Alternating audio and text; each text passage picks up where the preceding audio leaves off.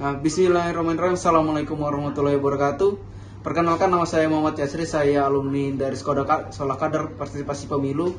Yang mana dalam hal ini saya akan membuat sebuah video yang mana membahas tentang suatu hal yang krusial dalam hal pemilu dan pilkada yang ada di Indonesia. Dalam pembahasan kali ini saya akan memberi sebuah hal yang sangat penting bagi kita, bahwasannya ini adalah hal yang buruk dan harus kita tolak bersama.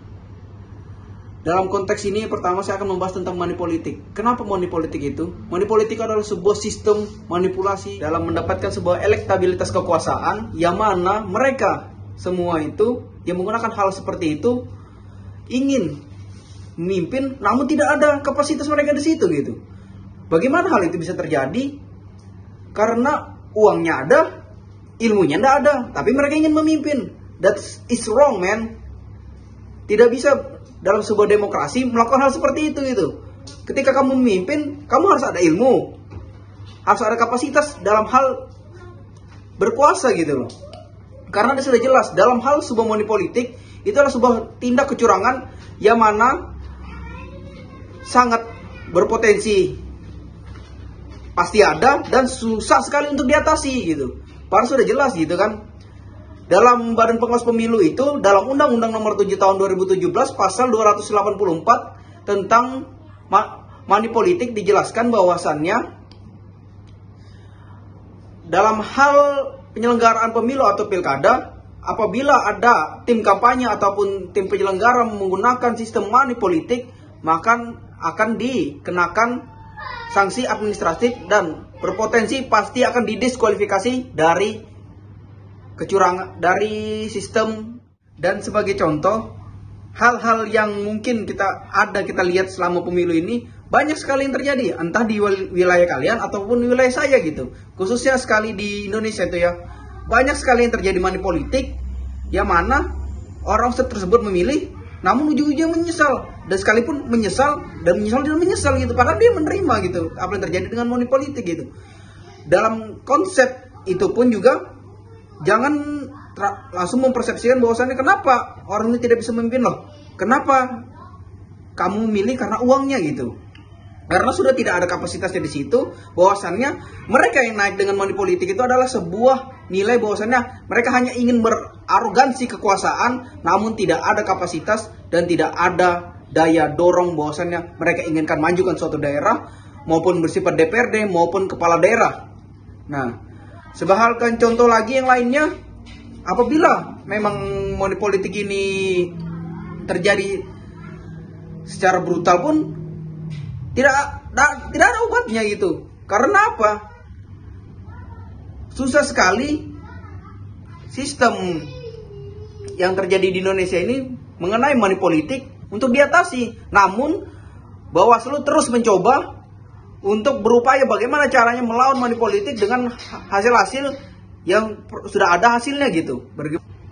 Maka dari hal itu, apabila seseorang yang sudah terpilih dalam money politik itu sudah tidak bisa kalian menggugat bahwasannya apabila dia menjadi sebuah nilai kecurangan dan menurunkan nilai degradasi demokrasi kita karena hal tersebut. Karena dari awal sudah ada namanya curang, maka jangan menyesali bahwasannya terus berkelanjutan akan terjadi kecurangan maupun dia memimpin maupun diikut pilkada selanjutnya ataupun pemilu selanjutnya gitu.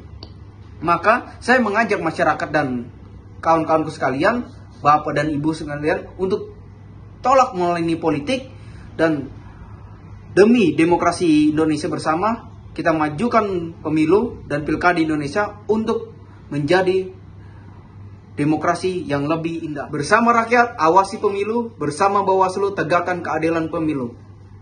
Salam perjuangan.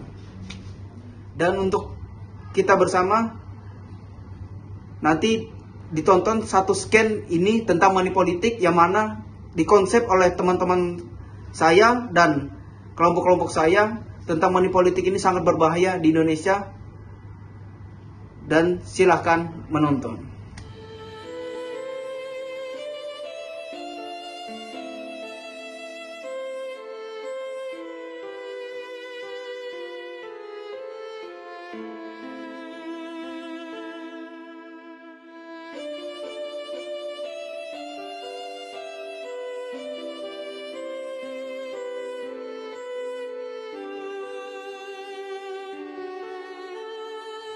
sebuah anomali dalam kita. Tidak pernah bertegur sapa ataupun tertawa. Namun, dalam kondisi itu, kau datang bagai saudara. Hari itu, kami tahu dan faham tujuan dan akibatmu.